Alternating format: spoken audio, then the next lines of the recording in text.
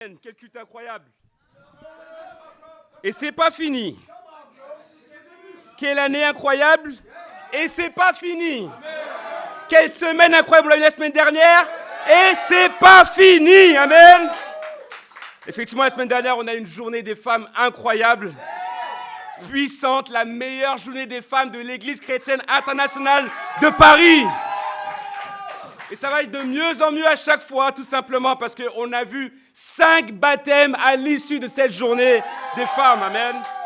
Des âmes sauvées. On a vu Louane sauvée, amen, qui a été baptisée. On a vu Stéphania qui a été baptisée. Cynthia qui a été baptisée. Oriana qui a été baptisée. Abigail qui a été baptisée. Amen. Et vous savez quoi? On a prédit 5 et Dieu a envoyé 5 baptêmes.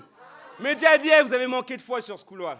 Parce que cette semaine, à l'issue de la journée des femmes également, lundi, c'est bien de baptiser dimanche, mais le lundi, il y a quelque chose de spécial. Amen. Il y a notre sœur Kaela qui a été baptisée. Amen. Et qui est là avec nous. OK? Et pour Kaela, on va la présenter tout à l'heure pour que tout le monde puisse la connaître. Mais je peux vous dire que Kaela, au-delà d'être une joueuse de basketball pro, dans l'une des meilleures équipes de Division 1 en France, c'est une disciple de Jésus-Christ aujourd'hui. Amen. Elle a voyagé 4 heures pour être là ce matin. Amen. Donc pas d'excuses pour ceux qui ont du mal à venir parce que la 14 ne marche pas. Amen. Dieu est en train de bénir l'Église. Et il n'est pas prêt de s'arrêter là.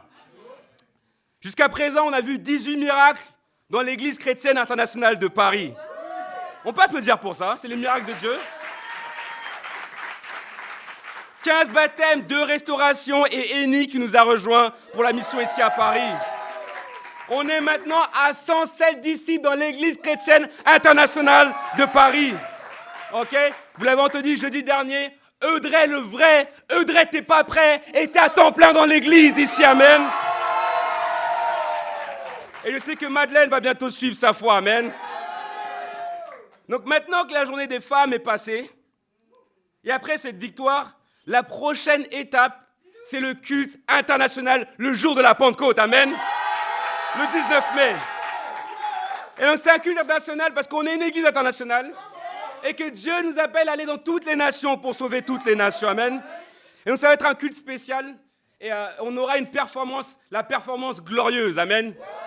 Et donc pour ceux qui n'étaient pas là, il y a la journée des femmes, c'était incroyable parce qu'il y avait une performance glorieuse. Il y avait des chants, il y avait des danses. Mais il y aura glorieuse partie 2 qui sera jouée le jour de la Pentecôte. Amen.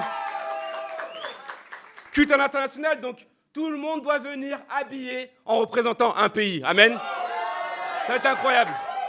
De voir le Pérou représenté, ok? De voir les Philippines représentées, de voir la France de représenter, les États-Unis de représenter, amen. On va voir toutes les nations, venez habillés dans l'habillement de votre nation, amen. Moi, j'ai peut-être venir en costume italien, je ne sais pas, peut-être représenter l'Italie, je ne sais pas, ok? On ne sait rien. Mais venez, non, pas en costume, mais il faut venir, en tout cas, en représentant un pays. Et ça va être incroyable.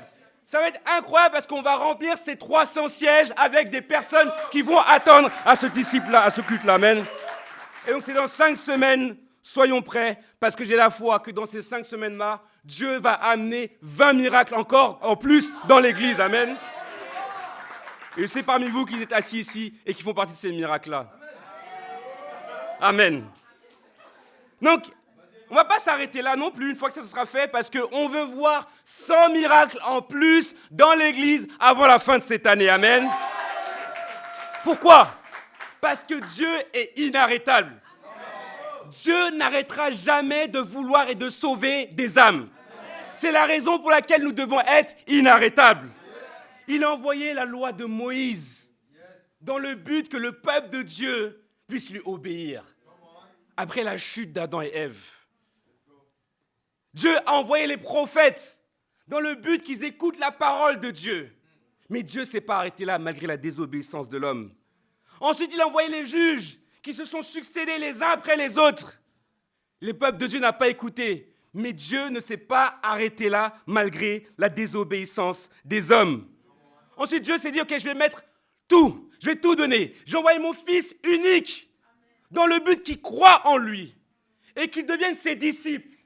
Et que grâce à sa mort et sa résurrection à la croix, Et grâce à son sang, qu'on puisse rentrer en contact avec lui au moment du baptême et que l'humanité entière puisse avoir ses péchés pardonnés et recevoir le Saint-Esprit. Dieu ne s'arrêtera jamais de vouloir sauver. Dieu est inarrêtable. C'est la raison pour laquelle nous devons être inarrêtables. Amen. Le titre de mon message, c'est « Sois inarrêtable ». Et donc, pour ceux qui nous visitent, on a commencé l'étude du livre des Actes. Amen. Et donc, la dernière fois, il y a 2 semaines, on a fait le livre des Actes. On a vu Acte 1 à Acte 4. Et Acte 1, ou du moins le livre des Actes, comme on sait, a été écrit par... Amen. Parce qu'il n'y a pas que moi qui vais parler ici, vous allez répondre aussi, ok? Ici, ce n'est pas un show ou un spectacle, on est assis confortablement, les sièges sont confortables, mais on n'est pas là pour ça, ok? On est dans la maison de Dieu, donc tout le monde va participer, amen. Donc le livre a été écrit par qui? Amen. Et si vous ne savez pas, vous êtes en train d'apprendre, tant mieux. Amen. Écrit par Luc et relate de la naissance de l'Église en 33 après Jésus-Christ, jusqu'à environ 68 après Jésus-Christ. Okay? Donc le livre des Actes relate toute cette période-là de la naissance de l'Église et tout ce qu'ils ont fait. Et en 30 années, en une génération, ils ont évangélisé le monde entier connu de leur époque. Amen. Pendant 30 ans. Et on sait que ce n'est pas les actes des apôtres, parce qu'aucun homme ne peut faire ça, aucun groupe d'hommes ne peut faire ça, aussi nombreux soient-ils. Ce n'est pas les actes des apôtres, mais c'est les actes du Saint-Esprit. Amen. On sait que le premier personnage dans la première partie du livre, c'est qui? C'est Pierre. Amen. Et le deuxième personnage dans la deuxième partie, c'est qui? C'est Paul. Ok. On voit sa conversion en acte 9, il rentre en jeu en acte 13 quand il est envoyé en équipe missionnaire. Et cet homme-là a écrit plus de 50% de la Bible. Amen. Parce qu'il a été utilisé par Dieu. Il est passé de persécuteur à faiseur de chrétiens. Amen. Et donc, comme je vous disais, le titre, c'est « Sois inarrêtable ». Et on va étudier aujourd'hui acte 5 à acte 8. Et donc, on va survoler certains passages parce qu'on ne pourra pas tout voir. Amen. Ah, je sais que c'est qui a dit oh non, amen, quelqu'un qui a de la foi. Mais on est limité par le temps, mais pas par le Saint-Esprit. Premier point, pour être inarrêtable malgré les persécutions. Inarrêtable malgré les persécutions, acte 5, verset 12. Dites-moi amen quand vous y êtes. Vous êtes sûr qu'on suit, ok? Beaucoup de signes miraculeux, de prodiges se faisaient au milieu du peuple par l'intermédiaire des apôtres. Ils se tenaient tous d'un commun accord au portique de Salomon. Personne d'autre n'osait se joindre à eux, mais le peuple les tenait en grande estime. Le nombre de ceux qui croyaient au Seigneur, hommes et femmes, augmentait de plus en plus. Et c'est exactement ce qu'on voit dans l'Église. Et c'est ce qu'on veut continuer à voir dans l'Église, le nombre de personnes qui augmente de plus en plus pour la gloire de Dieu. Amen. Verset 15. On en venait à sortir les malades dans les rues, à les placer sur des civières et des brancards, afin que lorsque Pierre passerait, son ombre au moins couvre l'un d'eux. Une foule de gens accourait aussi des villes voisines vers Jérusalem. Ils amenaient des malades et des personnes tourmentées par des esprits impurs. Et tous étaient guéris. Et c'est aussi ce qu'on veut voir dans l'Église. Pas un nombre de personnes qui viennent remplir des sièges, mais des personnes qui changent de vie et qui sont guéries grâce à la parole de Dieu. Amen. Et comment je sais que c'est en train d'arriver aujourd'hui? Parce que quand je regarde à chacune de vos vies, et même quand je regarde à la mienne, je ne suis pas la même personne avant mon baptême qu'après mon baptême. J'ai été guéri. Amen. Guéri de la pornographie, guéri de la masturbation, guéri de la solitude. Ok? Guéri du manque d'amis, guéri du manque de famille, guéri du manque de confiance en soi. Amen. Dieu guérit grâce à sa parole. Et ici, on voit que même Pierre, qui a été choisi par Dieu, son ombre était en train de guérir les personnes. Okay? Donc les guérisons qu'on cherche, ce n'est pas des guérisons miraculeuses du genre « ouais, je vais guérir ton pied, puis après tu vas marcher. Okay? » On était au Divo la dernière fois, hein, et on est en train de louer Dieu. Et amen, il y a un monsieur qui s'est mis derrière nous, qui a profité du zèle qu'on avait, okay? Et qui a pris une vidéo pour lui-même. Et après, il est venu pour prier sur le pied de quelqu'un. La femme est repartie en boitant toujours, ok? Donc le point, c'est quoi? Le point, c'est c'est mieux d'aller au paradis en boitant, ok, que d'aller en enfer en pleine santé. Ok? Donc le point, c'est quoi? C'est de guérir le cœur des gens. Et c'est ce qui se passait dans l'église ici. Ici, l'ombre de Pierre était en train de guérir. Ah, il faut une illustration, il y a mon ombre ici. L'ombre de Pierre est en train de guérir les gens. Pour qu'il y ait une ombre, il faut qu'il y ait quoi? Donc la lumière de Dieu jaillit sur toi, ok? Et ton nom qui représente ton passé, ton témoignage en train de guérir des personnes à venir à Christ. Amen. Et on doit briller pour Dieu. Chacun d'entre nous a un témoignage ici à partager à quelqu'un qui va inspirer une autre personne à accepter Jésus comme Seigneur et Sauveur de sa vie, être un disciple de Jésus-Christ. Donc pour ceux qui viennent pour la première fois, on est des pécheurs. Des gros pécheurs. On est des personnes ordinaires, avec plein de péchés, avec plein de doutes parfois, ok, qui faisons plein de bêtises. Mais qu'est-ce qu'on fait? On se tient devant la lumière de Dieu et son nom permet que d'autres personnes puissent être guéries. Amen. Et c'est ce qu'on voit dans l'église. Mais laissez-moi vous dire une chose. Il y a quelqu'un qui n'est pas content de ça. Satan n'est pas content de ça. Donc, il va tout faire pour t'arrêter. Il va tout faire pour te stopper. Il va tout faire pour te faire douter. Et vous savez ce qu'il va utiliser en premier? La persécution. Acte 5, verset 17. Tout le monde y est? C'était pas compliqué, c'était juste après. Alors le grand prêtre et tous ceux qui étaient avec lui, c'est-à-dire le parti des Sadducéens, se levèrent remplis de jalousie. Ils firent arrêter les apôtres et les jetèrent dans la prison publique. Donc quand il y a des gens qui se lèvent pour faire quelque chose de juste, qu'est-ce qui va se passer? En premier lieu, avant la persécution, jalousie. Pourquoi? Parce que toutes ces assemblées, tous ces imposteurs, pas pasteurs mais imposteurs, sont en train de prêcher des choses et il n'y a personne qui est guéri selon la parole de Dieu. Et donc quand ils nous voient baptiser dans la Seine, pourquoi baptiser dans la Seine? Et donc ils persécutent. Parfois, on envoie juste un message sur Instagram. Pourquoi tu m'envoies un message pour partager ta foi? Est-ce que tu veux étudier la Bible? Il y a des gens qui m'envoient des images genre de Satan. Et ok. Ok, d'accord. Très bien. Ok. On envoie un message. La semaine dernière, on a prêché. J'avais donné une illustration sur Martin Luther King et Napoléon. J'étais en train de parler de Jésus, mais je donnais une illustration. Le mec, il me répond, ouais, pourquoi t'as parlé de Napoléon, l'esclavage, les Noirs, oh, Black Power, oh. J'étais en train de parler de Jésus, mec. Est-ce que tu veux étudier la Bible? Pas de réponse. Ouais, pourquoi t'as parlé de Martin Luther King? T'es pas le meilleur exemple. Je suis en train de parler de Jésus. Est-ce que tu veux étudier la Bible? Pas de réponse. Donc les gens sont juste en train d'être assis chez eux, ils font rien, pendant que nous on partage notre foi, mais on s'en fiche. Amen. Et donc, ce qui se passe ici, c'est qu'ils sont jaloux, et donc ils décident de mettre les disciples en prison. Verset 19. Mais pendant la nuit, un ange du Seigneur ouvrit les portes de la prison, les fit sortir et leur dit « Allez-y, tenez-vous dans le temple et annoncez au peuple toutes les paroles de la vie nouvelle. » Après avoir entendu cela, ils entrèrent de bonne heure dans le temple et se mirent à enseigner. Quand le grand prêtre et ceux qui étaient avec lui arrivèrent, ils convoquèrent le Sanhédrin et tout le conseil des anciens d'Israël. Et ils envoyèrent chercher les apôtres à la prison. Cependant, les gardes à leur arrivée ne les trouvèrent pas dans la prison. Ils repartirent et firent leur rapport en disant « Nous avons trouvé la prison soigneusement fermée et les gardiens devant les portes. Mais quand nous avons ouvert, nous n'avons trouvé personne à l'intérieur. » Je suis inspiré par ça. Ils sont arrêtés après avoir prêché la parole de Dieu. Et donc, remplis de jalousie, ils les mettent en prison. Qu'est-ce qu'ils essayaient de faire en les mettant en prison? Les arrêter. Mais les arrêter de faire quoi?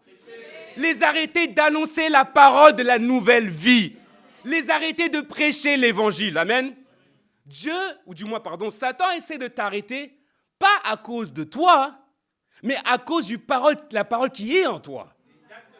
Amen. Il y en a certains qui viennent ici pour la première fois, Satan il a essayé de vous arrêter de venir ici pour pas que vous entendiez la parole de Dieu prêcher. Pour pas que vous ayez la parole de la nouvelle vie qui puisse vous changer. Amen.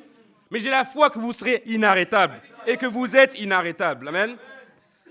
Ici, on voit une chose, la seule chose qu'ils cherchent, c'est que les gens ne parlent pas. Vous savez, on fait partie d'une église internationale, comme je vous disais, et comme vous l'avez compris. Et on a plusieurs frères et sœurs qui ont été arrêtés et mis en prison. Okay, à cause de ce qu'ils ont partagé leur foi. On a des frères en Afrique, un de mes amis, en Tolani, qui a été mis en prison après avoir prêché la parole de Dieu. Et vous savez quoi? Le lendemain, il est sorti. Il était en train de louer Dieu dans la prison, il n'était pas en train de pleurer. Il était en train de chanter Dieu dans la prison. Et quand il est ressorti, c'est ce qu'il a fait? Il a continué à prêcher la parole de Dieu. Amen. J'ai un autre frère à nous, notre frère qui s'appelle Chi, ok, qui dirige l'église en Chine. Le gars a été mis en prison. C'est ce qu'il a fait dans la prison?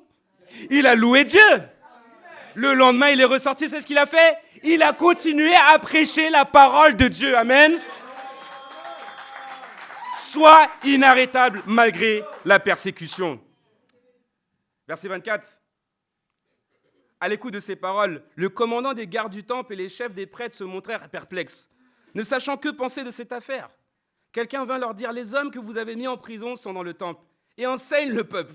Donc là, ils sortent de prison et ils retournent dans le même temple où ils les ont chopés et ils sont encore en train de prêcher la parole. Verset 26. Alors le commandant partit avec les gardes et les ramena, mais sans violence, car ils avaient peur d'être lapidés par le peuple. Après les avoir ramenés, ils les présentèrent au Sanhédrin. Le grand prêtre les interrogea en disant, nous vous avions formellement interdit d'enseigner en ce nom-là. Et voilà que vous avez rempli Jérusalem de votre enseignement et que vous voulez faire retomber sur nous le sang de cet homme. Pierre et les apôtres répondirent, il faut obéir à Dieu plutôt qu'aux hommes. Ça c'est gay. Ça c'est gay. Ça c'est la parole de Dieu. Ils sont là, ils sont en train d'être persécutés. Et tu as le Sanhédrin qui se lève. Le Sanhédrin, c'est le tribunal qui jugeait en fin de compte des affaires religieuses. Ok? Comme vous vous rappelez l'étude royaume, à un moment donné, dans la représentation de la statue dans le livre de Daniel, il y a le fer qui est représenté par l'Empire romain. Les PF, on est là toujours ou pas? Ok? Et l'argile qui représente le peuple de Dieu. Et il dit qu'ils vont être mélangés l'un à l'autre, mais qui pourront pas, ce sera des alliances humaines, mais pas des alliances spirituelles. Il est en train de parler de l'Empire romain et du peuple juif qui se sont alliés à l'époque de Jésus, au début du 1er siècle. Dans le sens où il fallait rendre l'impôt à César, de toutes les affaires politiques, ça revenait à Rome. Ok? Et les Romains avaient colonisé en fin de compte Israël. Et l'autre partie, c'est qu'on vous laisse faire votre religion, vous avez votre propre tribunal qui s'appelle le Sanhédrin. D'accord? Où vous allez juger selon votre loi. Et nous, on aura notre tribunal où vous devez nous donner l'impôt, et vous devez donner l'impôt à l'empereur et à Romain. Donc ils avaient des alliances humaines, et c'est ce qu'on voit ici avec le Sanhédrin. Et là, c'est les Sanhédrins, leur propre peuple, qui sont en train de les juger, tout simplement parce qu'ils prêchent la parole de Dieu. C'était un peu d'histoire pour un peu donner de connaissances. Amen. Il ne faut pas juste s'arrêter, il faut lire la Bible, il faut aussi lire les commentaires et ainsi de suite. Amen. C'est un livre historique. Grâce à ça, on a retrouvé certains livres aussi. Amen. Donc, le point ici, c'est que Pierre, les apôtres, ils vont dire, il faut obéir à Dieu plutôt qu'aux hommes. Amen. Il y a plein de règles et de lois en France. On n'a pas le droit de chanter dans les Tuileries, à part si tu ne parles pas de Jésus. Ok, d'accord. Dans un autre jardin aussi, on n'a pas le droit de chanter. Apparemment, c'est dans le jardin le jardin de Luxembourg. Amen. Oh, vous n'avez pas le droit de rester là. Ouais, mais vous avez un chien avec vous. C'était Jacques Croissant. Vous avez un chien avec vous. Vous devez partir. Ok. Donc, il va arriver un moment, ils vont mettre des lois où on n'aura pas le droit de prêcher la parole de Dieu à cause de la laïcité. Ok. Mais on doit quand même être inarrêtable malgré ça. Amen. Satan, il essaie d'arrêter d'avoir des gens qui vont avoir la vie nouvelle. On n'est pas contre les gens qui persécutent. C'est une affaire spirituelle. C'est l'ennemi qui est derrière, qui est en train d'utiliser ces gens-là pour empêcher que la parole de Dieu soit prêchée. Amen. Persécuter, ça veut dire poursuivre. Okay? Ça veut dire chasser en proie. D'accord? Et donc, je me rappelle d'un jour où j'ai été poursuivi et chassé en proie. C'était par un chien. Et j'avais 10 ans. Ok. Ouais, tranquille, l'histoire va bien se terminer, ne vous inquiétez pas. Je suis encore en vie, ça se passe bien. Ok. Oh, wow. Ok. Et j'ai grandi et j'ai habité à Sarcelles, la plus grosse partie de ma vie. Ok. C'est dans le nord de Paris, tu vois. Et on avait un terrain de basket. Un terrain de basket, ils avaient fait un tournoi, ils l'avaient inauguré, c'était un terrain de basket Nike. Et on l'appelait le plateau. Donc on jouait là-bas. Et j'allais jouer là-bas tout l'été. Et donc on jouait tout ça, et il y avait toujours un gars qui avait un chien, et un gros chien, d'accord. Et il avait l'habitude de le promener, mais sans laisse. Et il jouait sur une colline à peu près à 50 mètres du plateau, là on était en train de jouer au basket. À un moment donné, je suis là, j'essaye de faire mon jeu et tout, et je regarde le chien, et il me regarde. Et à un moment, il fixe le regard, et je sens qu'il fixe le regard sur moi, malgré qu'on était d'autres joueurs ici. À un moment donné, on fixe le regard, et là, tout le monde court.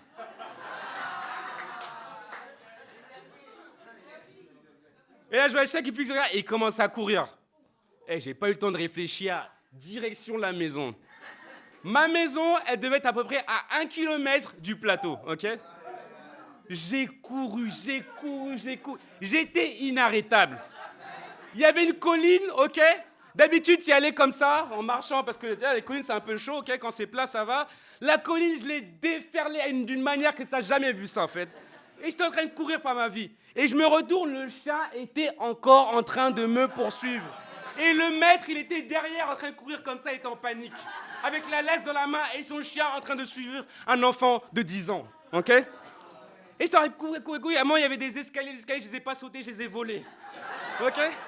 Et pendant que je suis en train de courir, comme j'habitais pas dans un petit pavillon et tout ça, avec la porte et tu rentres et tout ça, j'habitais dans un immeuble de 12 étages, d'accord? Et dans l'immeuble, il y a plein de petits points comme ça où tu dois sonner et trouver ton nom pour appeler tes parents parce que j'avais pas la clé, d'accord? Donc vous avez compris le truc? Si jamais il n'y avait pas un voisin qui passait par là pour que j'ouvre la porte, j'allais rester devant la porte et l'échelle allait m'attraper. Donc je suis en train de penser à ça, je me suis dit, je vais courir par la foi, pas par la vue. J'ai couru. Et au moment, peut-être à 20 mètres, ok, je vois un voisin qui sort et je dis, tiens la porte! Le gars, il part et la porte, elle commence à se refermer. À 2 doigts qu'elle se referme. Bam, je pousse la porte, je rentre, je ferme la porte, bim, le chien se bloque contre la vitre. Attends.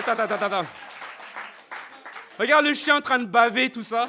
Ok, avec les crocs sortis, c'était un berger allemand croisé avec un démon. Tu vois, il était avec les yeux et tout.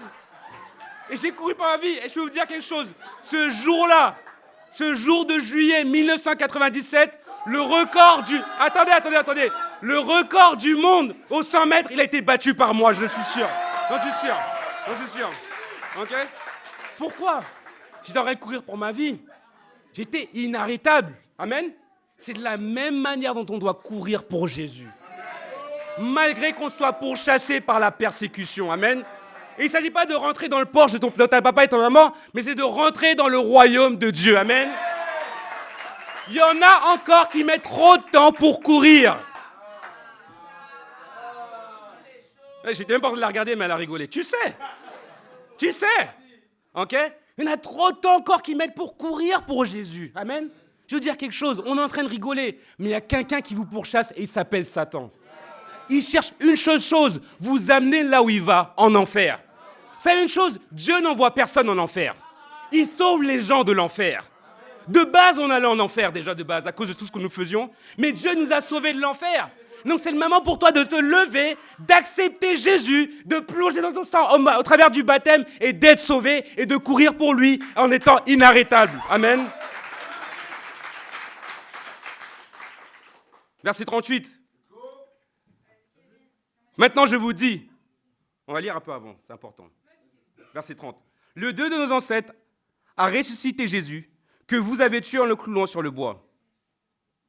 Et on doit comprendre une chose, c'est que tous, à cause de nos péchés, ça c'est la mauvaise nouvelle, on a mis Jésus à la croix. Mais la bonne nouvelle, c'est qu'il est parti prendre toutes nos fautes à notre place. Il est parti au tribunal à notre place. Il a eu la mort qu'on devait avoir normalement pour qu'on puisse avoir l'espérance un jour d'avoir la vie. Mais ça commence par la bonne nouvelle qu'on doit reconnaître en fin de compte qu'on a péché et que c'est à cause de ça que Jésus a été mis à la croix. Verset 32. Nous sommes tous témoins de ces événements, de même que le Saint-Esprit que Dieu a donné à ceux qui lui obéissent. Donc le Saint-Esprit, il est donné à qui? À ceux qui obéissent à Dieu. Et pourquoi tu vois beaucoup de personnes qui disent « Saint-Esprit, viens, Saint-Esprit, parle-moi. » Et encore, je ne suis pas là pour me moquer d'eux, j'étais en train de faire ça et j'étais en train de prêcher ça. Mais je n'étais pas en train d'obéir à Dieu parce que juste après ça, après le culte, je pouvais aller sortir, aller à l'hôtel et avoir des relations sexuelles. Le point, c'est quoi? On prêche ça parce que c'est à ça qu'il faut obéir. Et le seul moyen d'avoir le Saint-Esprit, ce n'est pas en répétant une prière, okay? Ce n'est pas en acceptant Jésus dans son cœur. C'est que Jésus t'accepte parce que tu lui obéis tout simplement. Et ce n'est pas l'œuvre de Dieu, c'est l'œuvre que Dieu il a préparée à l'avance, le baptême, pour que tu puisses obéir et être sauvé grâce à ça. Amen. Verset 33. Furieux de ces paroles, j'espère qu'il y en a qui ne sont pas fâchés à cause de ça, mais amen.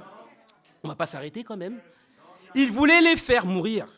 Mais un pharisien du nom de Gamaliel, professeur de la loi, estimé de tout le peuple, se leva dans le Sanhédrin et ordonna de faire sortir un instant les apôtres. Gamaliel, on croit que c'est le même Gamaliel qui était l'instructeur et le professeur de l'apôtre Paul. Okay? Verset 35. Puis il leur dit, Israélites, faites attention à ce que vous allez faire vis-à-vis de ces hommes. En effet, il y a quelque temps, Teudas est apparu, il prétendait être quelqu'un. Et environ 400 hommes se sont ralliés à lui. Il a été tué et tous les partisans ont été mis en déroute. Il n'en est resté rien. Après lui est apparu Judas, le Galiléen, à l'époque du recensement. Il a attiré du monde à sa suite. Lui aussi est mort et tous ses partisans ont été dispersés.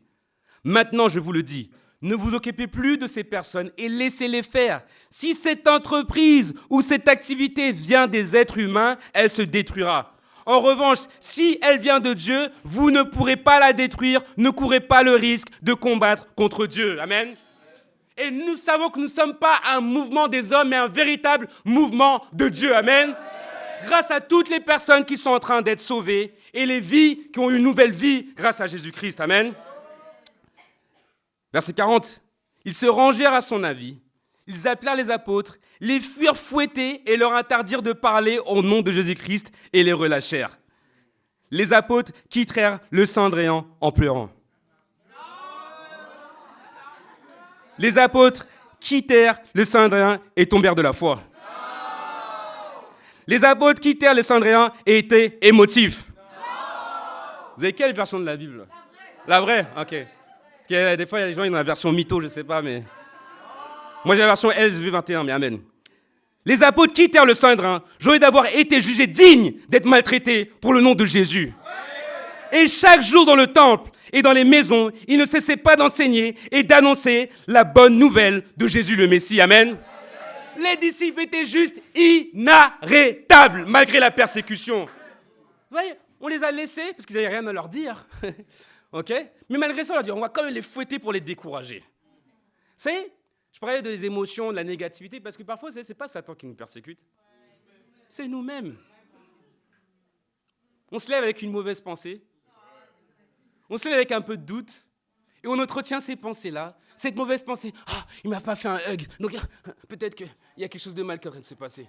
Ah, ou, elle ne m'a pas dit bonjour, elle m'a pas souri. Mon intérêt ne m'a pas dit bonjour aujourd'hui. Est-ce que Dieu est encore avec moi ?»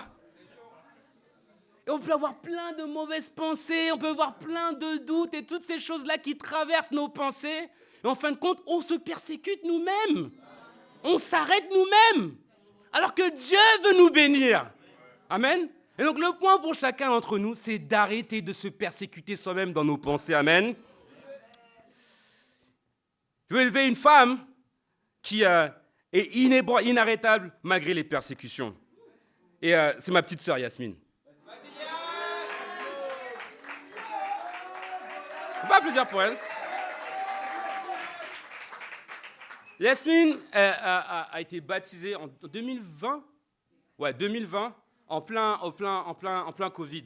Okay? Et on n'a pas arrêté de prêcher la parole de Dieu malgré ça. La preuve, c'est qu'il y a beaucoup de personnes qui ont été baptisées pendant le Covid. Je me rappelle la première fois qu'on a vu Yuri, c'était le jour de son baptême. Toutes les études, on les avait faites sur Zoom. Amen.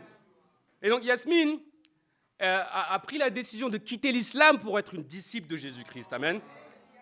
Et non pas seulement ça, elle a quitté son rêve d'être médecin un jour pour être médecin dans le ministère et guérir des âmes. Amen. Et il faut dire la vérité, ça n'a pas plu du tout à ses parents. Il faut savoir que ses parents ont été baptisés juste quelques temps après son baptême. Mais après, malheureusement, ils sont tombés de la foi. Et il y a eu des persécutions, c'était chaud. J'étais avec elle quand elle a pris ses bagages, quand tu lui as dit, tu choisis entre nous ou tu choisis Jésus. Elle a dit, je choisis Jésus, elle a pris ses bagages. J'étais là ce jour-là. Okay. J'étais là quand on a fait les allers-retours à commissariat, ainsi de suite aussi. C'était vraiment chaud. Je ne vais pas rentrer dans les détails, mais c'était chaud. Okay. Et elle aurait pu tomber de la foi 10 000 fois avec ce qui s'est passé. Mais elle est restée fidèle jusqu'au bout parce qu'elle était inarrêtable. Et dimanche dernier, c'était incroyable. Okay. Mais c'était incroyable de voir sa maman venir à la journée des femmes. Amen. C'est incroyable. Il y a 2 semaines, il y avait son frère qui était assis là. Amen, on prie pour lui. Je sais que les frères vont après lui. Et la semaine dernière, il y avait sa maman. On prie pour lui, on prie pour elle, on prie pour ton père aussi. Je sais que Dieu va faire des choses incroyables. Je veux dire quelque chose. Même si votre famille, les gens qui sont autour de vous ne croient pas forcément en ce que vous êtes en train de faire, c'est pas grave. Soyez inarrêtables. Et je veux dire, un jour, il va se passer quelque chose comme pour Paul, ils vont passer de persécuteurs à baptiseurs aussi. Amen. Sois inarrêtable malgré la persécution. Amen. Deuxième point.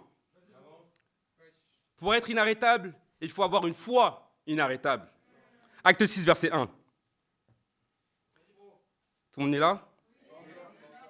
À cette époque-là, alors que le nombre des disciples augmentait, encore toujours. C'est ce qu'on voit dans le livre des Actes. Le nombre des disciples qui augmente de jour en jour. Okay, donc, vous dites, ouais, cette église insiste trop et tout ça. Et, augmenter l'église, le nombre de disciples, c'est pas nous, c'est la Bible. Amen. À cette époque-là, le nombre des disciples augmentait. Les hellénistes murmurèrent contre les Hébreux parce que leurs veuves étaient négligées lors des distributions quotidiennes. Les 12 convoquèrent l'assemble des disciples et dirent « Il ne convient pas que nous délaissions la parole de Dieu pour servir aux tables. C'est pourquoi, frères et sœurs, choisissez parmi vous 7 hommes de qui l'on rende un bon témoignage, remplis d'Esprit Saint et de sagesse, et nous les chargerons de ce travail. Quant à nous, nous continuerons à nous consacrer à la prière et au ministère de la parole. » Cette proposition plut à toute l'assemblée. Ils choisirent Étienne, un homme plein de foi et d'Esprit Saint, Philippe, Procor, Nicanor, Timon, Parménas et Nicolas, un non-juif d'Antioche, converti. Ils les présentèrent aux apôtres et ils posèrent les mains sur eux en priant. Amen. Et donc, on voit ici que l'Église grandit. C'est incroyable, n'est-ce pas? Mais on voit autre chose, qu'il y a des problèmes maintenant dans l'Église. C'est incroyable, n'est-ce pas? Oh, les menteurs. Vous n'êtes pas obligé de dire, je veux dire, non, moi, j'aime pas les problèmes. Vous aimez les problèmes, vous? Ok, là, on est vrai. C'est pas la peine de dire, ouais, d'être religieux. Dites la vérité, amen. Et donc, on voit qu'il y a des problèmes qui grandissent. C'était pas n'importe quel genre de problème, pardon. C'était des problèmes de racisme. Ce qu'il faut savoir, c'est qu'à la naissance de l'Église, on a vu qu'en acte 2, il y a les représentants juifs de toutes les nations qui se sont retrouvés le jour de la Pentecôte, et ça a commencé l'Église de toutes les nations. Sauf qu'ils ne parlaient pas tous la même langue. Et donc, on voit ici qu'il y avait des hellénistes. Et les hellénistes, c'est ceux qui parlent le grec. D'accord? Donc, tu avais des juifs qui avaient la culture grecque, qui avaient la culture de d'autres nations. Et donc, tu avais une église de toutes les nations, différentes. D'accord? Et donc, est-ce qu'ils s'entendaient? Non. Ils ne s'entendaient pas. Il y avait du racisme. Donc, il y avait des dirigeants qui s'occupaient que des Hébreux. Et il y avait des dirigeants qui s'occupaient que des Grecs. Et les femmes, il y avait certaines femmes veuves qui étaient grecques, donc qui étaient hellénistes, qui étaient délaissés, en fin de compte. Donc c'est comme si, ok, aujourd'hui je viens au culte seulement si c'est Kevin qui prêche, parce qu'il est noir. Non. Moi je viens que la semaine prochaine, aujourd'hui je vais venir en retard, la semaine prochaine je viens parce que c'est Anthony qui prêche. Ça crée la division. Et c'était ce genre de problème-là qu'il y avait dans l'église de la Bible. Amen. Mais est-ce qu'ils ont été découragés? Ils étaient inarrêtables. Qu'est-ce qu'ils ont fait? Ils ont trouvé une solution. Et la solution, c'était quoi? Faire des dirigeants. Amen. Les gens spirituels, prier. Mais faire des dirigeants. Amen. Donc les apôtres, ils étaient en train de prêcher, nettoyer aux tables en même temps. Ok? Ils ont dit, on ne peut pas tout faire. Donc il faut qu'on élève de nouveaux dirigeants. Parce qu'il y a beaucoup de personnes dans l'église dont on doit s'occuper. Amen. Et donc ils ont élevé des dirigeants. Et parmi ces dirigeants-là, il y avait Étienne et il y avait Philippe. Et leur rôle, on leur a dit, ok, tu vas être le dirigeant pour nettoyer aux tables. Tu vas être le dirigeant pour ramasser tous les cups de la communion qu'on a partagés tout à l'heure par terre pour les nettoyer. Amen. Tu vas être le dirigeant pour ranger toutes les affaires qui sont ici et regarder la salle qui est propre. Amen. Ah, pas de ça. Ok, ça monte les cœurs. Dirigeant, c'est pas costume, cravate, c'est en train de prêcher la parole de Dieu sur un pupitre. T'as pas besoin de ça pour prêcher la parole de Dieu. T'as besoin d'avoir un cœur qui est prêt à tout faire et d'aller n'importe où pour servir Dieu. Amen. Avoir une foi inébranlable. Les dirigeants ont une foi inébranlable, donc ils ont élevé d'autres dirigeants. Et donc on va voir 100 miracles dans l'église, mais qui va prendre soin de ces personnes-là? Les Olmos? Non, ils ont d'autres choses à faire à Barcelone. Seulement Sandra et moi? Non, on ne peut pas faire ça seul. On doit le faire ensemble en tant que famille. Amen. Et c'est ça le point, c'est de servir. Donc encore une fois, par la foi, trouve quelque chose que tu vas faire pour servir dans l'église. Amen. Moi, je me rappelle de Céline et Pégan quand elles étaient baptisées. Elles étaient baptisées, juste quand elles sont sorties de l'eau, elles étaient déjà en train de servir. Céline est sortie de l'eau et elle est en train de prendre des photos. Une photo de son propre baptême. Le point, c'est quoi? C'est tout simplement de trouver quelque chose dans lequel tu vas pouvoir servir. Amen. Et donc, Philippe et Étienne, ils étaient en train de nettoyer les tables. D'accord? Et on va voir s'ils sont arrêtés juste à nettoyer les tables. Et on n'a pas fini, verset 7. Parce qu'ils ont eu des nouveaux dirigeants, qu'il y a des gens qui sont levés. Regarde ce qui s'est passé au verset 7. La parole de Dieu se propageait de plus en plus. Le nombre des disciples augmentait beaucoup à Jérusalem et une grande foule de prêtres obéissait à la foi. Donc, parce qu'il y a des dirigeants en plus, l'Église grandit en plus, des âmes sont sauvées en plus et plus de personnes puissent avoir la nouvelle vie en Christ. Parce qu'il y a des dirigeants. Et ces dirigeants, vous savez où ils sont? Ici. Amen. À partir du moment où tu es un disciple de Jésus-Christ, tu es un dirigeant, Louane. Tu es une dirigeante, Louane. Pourquoi? Parce que ton rôle maintenant, c'est pas seulement pour toi, c'est de diriger ta propre vie, mais c'est de diriger d'autres personnes à connaître la vérité. Amen. Diriger, c'est-à-dire que tu montres le chemin à quelqu'un. Et donc un disciple, il monte le chemin vers le royaume de Dieu. Donc vous êtes tous des dirigeants ici. Même ceux qui viennent ici pour la première fois, vous êtes des dirigeantes, mesdames. Vous êtes des dirigeantes, c'est vrai que je parle. Vous êtes des dirigeantes, mesdames. Sois pas gênés, on est une famille. Tous. Pourquoi? Parce qu'il y a beaucoup de gens ce matin qui sont restés dormir. Mais vous, vous êtes là aujourd'hui parce que vous êtes des dirigeants et des dirigeantes. Amen. On va voir ce qui s'est passé avec Étienne. Verset 8. Étienne plein de foi et de puissance. C'est pas écrit plein de doutes et d'émotions. Pour être un dirigeant, un disciple, il faut être rempli de foi et de puissance. D'où vient cette foi et d'où vient cette puissance? La foi vient de ce qu'on entend et ce qu'on entend vient de la parole de Dieu. Amen. Donc comment faire pour être un disciple qui est fort? Il n'y a personne qui veut être faible ici, n'est-ce pas? Tout le monde veut être fort. Amen. Ça vient du fait d'étudier la Bible, ça vient du fait de passer un bon moment avec Dieu et d'avoir une marche avec Dieu. Amen. Rempli de foi et de puissance, accomplissait des prodiges et des grands signes miraculeux parmi le peuple. Quelques membres de la synagogue, appelée synagogue des affranchis, les Cyréniens et les Alexandrins et des Juifs de Cilicie et d'Asie se mirent à discuter avec lui. Mais ils ne pouvaient pas résister à la sagesse et à l'esprit qui inspirait ces paroles. Alors ils soudoyèrent les hommes qui dirent « Nous l'avons entendu proférer des paroles blasphématoires envers Moïse et envers Dieu. » Ils ameutèrent le peuple, les anciens et les spécialistes de la loi, puis se jetèrent sur lui. Ils l'arrêtèrent et l'emmenèrent au Sanhédrin. Ils présentèrent de faux témoins qui lui dirent « Cet homme ne cesse de proférer des paroles blasphématoires contre le lieu saint et contre la loi. Nous l'avons entendu dire que Jésus, ce Nazaréen, détruira ce lieu et changera les coutumes que Moïse nous a transmises. » Tous ceux qui siégeaient au Sanhédrin avaient les regards fixés sur Étienne. Ils virent que son visage était comme celui d'un ange. Donc ce que j'aime bien ici, c'est qu'il y a eu un problème dans l'église, ils ont enlevé des dirigeants et parmi eux, il y avait Étienne. Quand il y a des problèmes dans l'église, ce n'est pas le moment de douter, ce n'est pas le moment de critiquer, lève-toi et dirige. C'est ce qu'a fait Étienne ici. Il a commencé à diriger. Il a nettoyé aux tables, ok? Et ensuite, il a entendu qu'il y avait de fausses doctrines qui étaient en train d'être prêchées. Ok? Et il ne s'est pas arrêté. Non, on m'a dit juste de nettoyer les tables, donc je vais juste nettoyer les tables. Non, il a entendu le mensonge, donc qu'est-ce qu'il a fait? Il a prêché la parole de Dieu. Amen. C'est comme si on a un tout jeune disciple ici, genre Johan, ok? On est dans une conférence et juste à côté, dans une salle, ils sont en train de prêcher de fausses doctrines, ok? Genre, tu peux être sauvé sans le baptême. Ok? Genre, tu peux avoir le mariage homosexuel, il n'y a pas de souci dans l'église. D'accord? Ils auraient prêché ça. Et Johan, maintenant, il entend ça, il sort de la pièce, il arrive, il pousse le faux prédicateur, il prend la parole de Dieu et il prêche la parole. Amen. Johan, il a 16 ans, pour ceux qui ne savent pas, c'est le plus jeune disciple dans l'église. Pas pour longtemps parce que Nathaniel arrive. Amen. Ok. T'as pas besoin d'expérience. C'est pas une question d'années dans la foi, c'est juste une question de foi tout simplement pour être inarrêtable.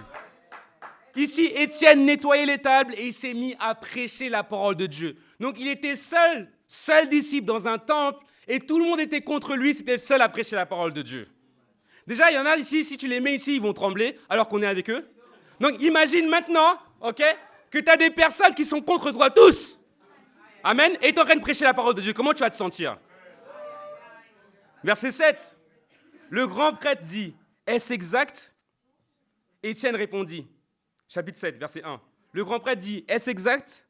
Étienne répondit, mes frères et pères, écoutez, le Dieu de gloire est apparu à notre ancêtre Abraham lorsqu'il était en Mésopotamie, avant qu'il ne s'installe à Charan. Et lui dit, quitte ton pays et ta famille et va dans le pays que je te montrerai. Il est alors sorti du pays des Chaldéens et il allait habiter à Charan. De là, après la mort de son père, Dieu l'a fait passer dans le pays que vous habitez maintenant. Il ne lui a donné aucun héritage dans ce pays, pas même de quoi poser le pied. Mais il a promis de lui en donner la possession, ainsi qu'à sa descendance après lui, alors même qu'il n'avait pas d'enfant. Voici ce que Dieu a dit, ses descendants se séjourneront pas dans un pays étranger, on les réduira en esclavage et on les maltraitera pendant 400 ans. Cependant, la nation dont ils seront esclaves, c'est à moi-même qui la jugerai, dit Dieu. Après cela, ils sortiront et ils me serviront dans ce lieu. Puis Dieu a donné à Abraham l'alliance de la circoncision. Ainsi, Abraham a eu pour fils Isaac et l'a circoncis le 8e jour. Isaac a fait de même pour Jacob et Jacob pour les 12 patriarches. Et ici, ce qu'il est en train de faire, Étienne, c'est qu'il va prêcher la parole de Dieu pendant tout un chapitre et pendant des heures durant, en partant de l'histoire d'Abraham jusqu'à la résurrection de Jésus. Et vous savez quoi? Il n'avait pas les parchemins devant lui, il n'avait pas la Bible. Ça veut dire qu'il connaissait toutes les Écritures de tête et par cœur. Donc, luttez pas quand on vous dit dans les PF de connaître les Écritures par cœur, amen. Ok? Mais il avait la parole dans son cœur, tout simplement. Il a prêché sa relation avec Dieu, il a prêché l'histoire de son peuple. Vous savez comment toucher le cœur de quelqu'un quand vous étudiez la Bible avec? C'est de toucher le cœur de cette personne en lui racontant son histoire. Et quand vous regardez, on a presque tous la même histoire. Ok? On a grandi avec des parents plus ou moins unis, parfois pas. Okay? Et ça a créé des insécurités en nous. On a grandi parfois avec des doutes, des insultes, okay? Mais ça a créé une histoire en nous. Et laissez-moi vous dire quelque chose, cette histoire, elle peut changer. Si vous avez la foi aujourd'hui d'étudier la Bible. Si vous avez la foi aujourd'hui d'accepter cette vie nouvelle, parce qu'à la fin du culte, on va vous proposer d'étudier la Bible si ce n'est pas déjà fait. Ici, ce qu'on voit, c'est qu'il va partir de Abraham jusqu'à la résurrection de Jésus et il va prêcher de tête toutes les Écritures qu'il connaissait. Donc comment on sait qu'il était rempli de foi et de puissance? C'est parce qu'il connaissait la parole de Dieu. Et la Bible dit qu'ils ne pouvaient rien faire contre sa sagesse, donc ils sont partis chercher des gens pour les soudoyer et qui parlent mal d'Étienne. Vous savez, vous êtes dans les études bibliques et les gens sont non, c'est juste le fait de prier Jésus dans son cœur qui sauve. Montre-moi les Écritures. Okay. Je pense que c'est ça. Et tout ce qu'on a à faire, c'est montrer les Écritures. Pas pour les contredire, mais pour les aider. Amen. Ici, Étienne prêche la parole de Dieu. Il commence humblement, il les appelle frères et sœurs. Il prêche. Et ils n'écoutent pas. Donc on va voir comment il va terminer avec eux. Acte 7, verset 51.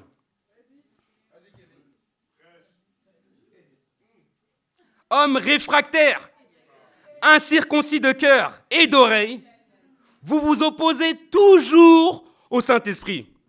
Toujours. Pour ceux qui sont mariés, vous savez que c'est un mot à ne jamais utiliser. Toujours ou jamais, c'est jamais un mot à utiliser. Okay? Tu fais toujours ça, tu fais jamais ça. Faut pas faire ça, amen. Mais là, il utilise. Vous vous opposez toujours au Saint-Esprit. Vous êtes bien comme vos ancêtres. Waouh. Lequel des prophètes vos ancêtres n'ont-ils pas persécuté?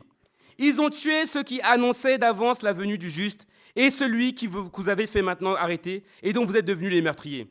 Vous qui avez reçu la loi par l'intermédiaire des anges et qui ne l'avez pas gardée. En entendant ces paroles, ils avaient le cœur rempli de rage et les grinçaient des dents contre lui.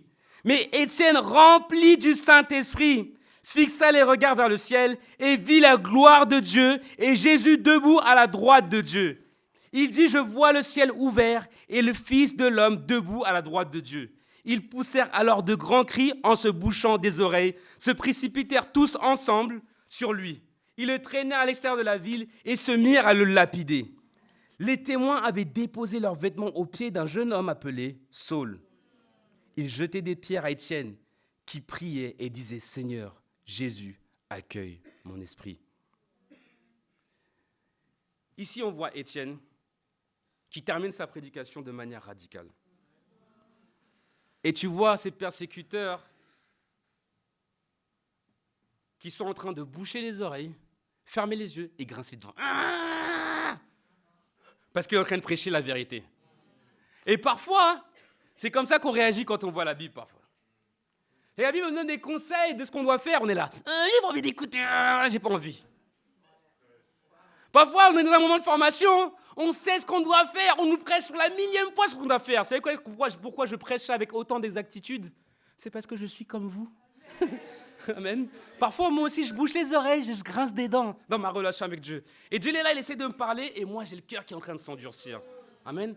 Il faut être humble, c'est notre troisième point. Amen. Mais ici, ce qu'on est en train de voir, c'est qu'ils sont en train de le lapider. Mais il y a une personne qui s'est levée de son trône, c'est Jésus. Okay? Il est en train de prêcher la parole de Dieu, il est en train d'être lapidé, il regarde au ciel. Et qu'est-ce qu'il voit? Jésus debout à la droite de Dieu. Jésus il est mort, ressuscité, il est parti s'asseoir à la droite de Dieu. Et là, pour la première fois, on voit Jésus se lever, standing ovation, parce qu'il y a quelqu'un qui a une foi inarrêtable et qui est prêt à prêcher la parole de Dieu, quoi qu'il en coûte. Amen. Et je vais vous dire quelque chose. Quand vous avez une foi inarrêtable et que malgré vos émotions, malgré ce que disent les gens, vous vous levez quand même pour faire ce qui est juste, Jésus se lève de son trône et il vous acclame et il vous regarde en tant que disciple, il vous regarde en tant qu'église et il est content de vous. Amen. Pourquoi? Parce que vous avez une foi qui est inarrêtable. Amen. Troisième point et dernier point. Humilité inarrêtable. Acte 8, verset 1. Acte 8, verset 1.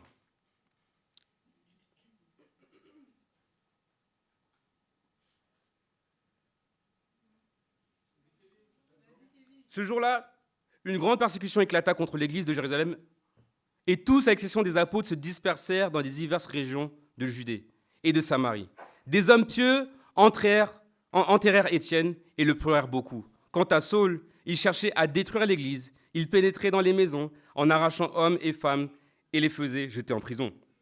Donc on connaît que Saul est devenu Paul et qu'il est passé de persécuteur à baptiseur, à disciple de Jésus-Christ. Mais on voit ici que la persécution, que grâce à la persécution, pas à cause, mais grâce à la persécution, les disciples se sont répartis dans toutes les régions de la Judée et dont Samarie. Donc Étienne est mort et parmi les 7 qui ont été choisis, il y a eu aussi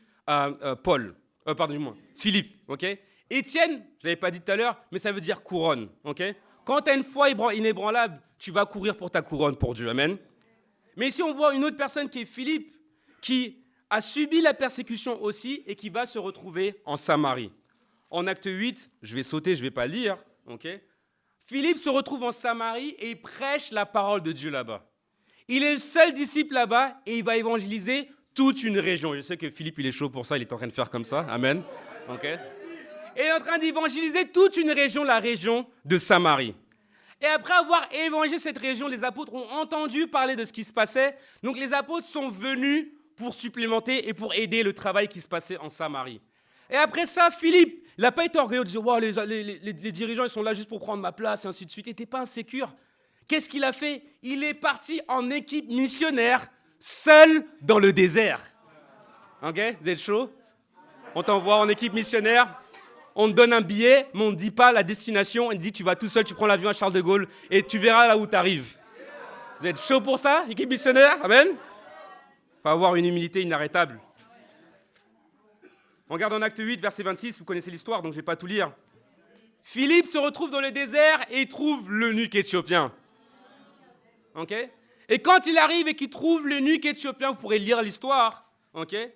Vous voyez qu'il rencontre cet eunuque éthiopien qui est super humble. Il avait les Écritures, mais il ne comprenait pas. Donc Dieu a envoyé Philippe pour qu'il puisse lui prêcher la parole de Dieu. Amen.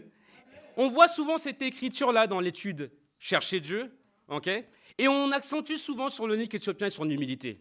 Mais aujourd'hui, je vais vous parler de l'humilité de Philippe. Regardez au verset 38 ce qui s'est passé à la fin de la conversion. Il fit arrêter le char, acte 8, verset 38, il fit arrêter le char. Philippe et l'eunuque descendirent tous deux dans l'eau. Philippe baptisa l'eunuque. Quand ils furent sortis de l'eau, l'Esprit du Seigneur enleva Philippe et l'eunuque ne le vit plus. Il poursuivit sa route tout joyeux. Philippe se retrouva dans Azote, puis il alla jusqu'à Césarée en évoquant toutes les villes par lesquelles il passait. Amen. Donc après avoir rencontré l'eunuque éthiopien qui était ouvert, il ne s'est pas dit « Ok, c'est bon, je vais me reposer ». Il est parti prêcher la parole de Dieu dans toutes les villes où il passait. Pourquoi? Parce qu'il avait une humilité inarrêtable. Il y a beaucoup de gens qui veulent rencontrer un eunuque éthiopien. Quelqu'un qui va avoir la foi et qui va être baptisé le jour même ou le dimanche. Ok? Tout le monde veut rencontrer quelqu'un comme ça, n'est-ce pas? Mais qui est prêt à avoir l'humilité inarrêtable de Philippe? D'être envoyé partout pour la gloire de Dieu. J'apprécie l'humilité d'Audrey. De juste vouloir servir à temps plein dans l'église. Amen. C'est ce genre d'humilité que Dieu recherche pour sa gloire. Amen. Et donc le point pour chacun d'entre nous, c'est d'avoir cette humilité-là qui sera inarrêtable. Comme je disais tout à l'heure, il y aura le culte international de la Pentecôte où on veut voir 300 personnes ici. Amen. On a 5 semaines pour avoir 300 personnes dans cette salle. Et j'ai la foi que dans les 5 semaines, il y a 20 personnes qui vont venir à Dieu. Amen. Comment ça va arriver? Chacun d'entre vous, on va être inarrêtable. On va montrer à Dieu que nous sommes inarrêtables. On va montrer à Dieu que nous sommes inarrêtables. Amen. Ok, on va le montrer. Pendant les 5 semaines, chaque jour, on va tous partager notre foi avec 50 personnes. Si on partage notre foi, chacun d'entre nous avec 50 personnes, c'est 187 250 personnes qui vont entendre parler de la parole de Dieu. Amen. La collecte spéciale qui aura lieu le 26 mai. Et on ne va pas s'arrêter là, parce que le 21 juin, il y aura un concert pour la journée, pour la fête de la musique. Amen. On ne va pas s'arrêter là. Au mois d'août, on va être à temps plein dans l'église. Chacun d'entre nous va sacrifier nos vacances pour prêcher la parole de Dieu. Amen. Pour ceux qui ont la foi. On ne va pas s'arrêter là, ok? À la fin du mois d'août, il y aura un atelier où par la grâce de Dieu, on ira dans le sud de la France pour avoir un atelier et se ressourcer en Dieu. Amen. On ne va pas s'arrêter là. Il y aura un culte de la rentrée après ça. On ne va pas s'arrêter là. À l'IMC, il y aura Barcelone qui sera envoyé. On ne va pas s'arrêter là. Il y aura un culte de Noël, il y aura 400 personnes. Soyons inarrêtables, car notre Dieu est inarrêtable. À lui soit toute la gloire. Amen.